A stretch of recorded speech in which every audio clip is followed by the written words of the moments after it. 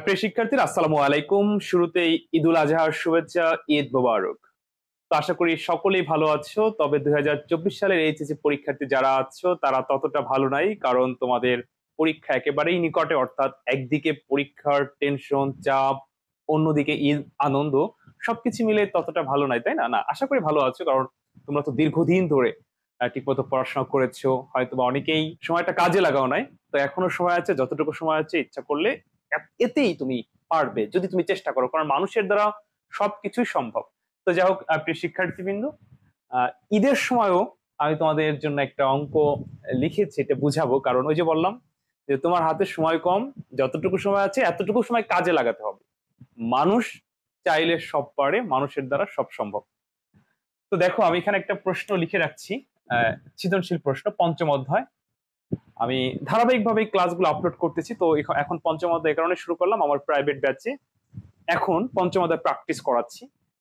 বিগত ক্লাসগুলো রেকর্ডেড আছে, এমসিকিউ সিকিউ প্র্যাকটিস করাচ্ছি আমার সাজেশন থেকে। তো আমার সাজেশন থেকে একটা প্রশ্ন লিখে রাখছি, জাস্ট গ নাম্বারটা বোঝানোর জন্য। তো তোমরা 24 সালের পরীক্ষার্থী চাইলে এই সাজেশনটা নিয়ে এই লাইভ ক্লাসগুলো প্র্যাকটিস করতে পারো, তাহলে এমসিকিউ সিকিউ গুলো অনেক ভালোভাবে ক্লিয়ার হয়ে যাবে, তাহলে বোর্ডে সমস্যা হবে না আশা করি। তো বিস্তারিত জানতে আমার নতুন হোয়াটসঅ্যাপ নাম্বার এসএমএস দিও। আর 24 এবং 25 সালের পরীক্ষার্থীদের জন্য ভর্তি চলতেছে, তাদের জন্য এই কোর্স না, তাদের নতুন ব্যাচে বেসিক থেকে ভর্তি চলতেছে। তো যাক, আজকে আর এই বিষয় নিয়ে কথা বলবো না। তো দেখো, আমি এখানে একটা উদ্দীপক লিখে রাখছি। লিখছি যে আইসিটি শিক্ষক ক্লাসে সি প্রোগ্রামিং পড়ানোর সময় বোর্ডে তিনটি সংখ্যা যথাক্রমে এত এত এত লিখলেন। গল্প শেষ। এই প্রশ্নটার, এই উদ্দীপকটার উপরে ভিত্তি করে একটা প্রশ্ন সাজানো হয়েছে। আমি এখানে জাস্ট শুধু গ নাম্বারটা লিখে রাখছি, কারণ আমি ভিডিওটি একেবারে সংক্ষেপে করতে চাচ্ছি। একটু ব্যস্তর ভিতরে আছি, তারপর আবার ঈদের সময় তোমরাও এখন একটু ঘোরাফেরা আনন্দ করবে। আসলে এই যে দেখো, তোমরা যারা 24 সালের পরীক্ষার্থী, এরকম ঈদ অনেক আসবে যাবে, কিন্তু তুমি যে 24 সালের পরীক্ষার্থী, তুমি কিন্তু আর এরকম 24 সাল পাবে না। তো ঈদ আনন্দর চাইতে পড়াশোনা একটু গুরুত্ব দিও বেশি। তবে একেবারেই যে তুমি ঈদ আনন্দ করবে না তা না, পড়াশোনাটাও ঠিক রাখো।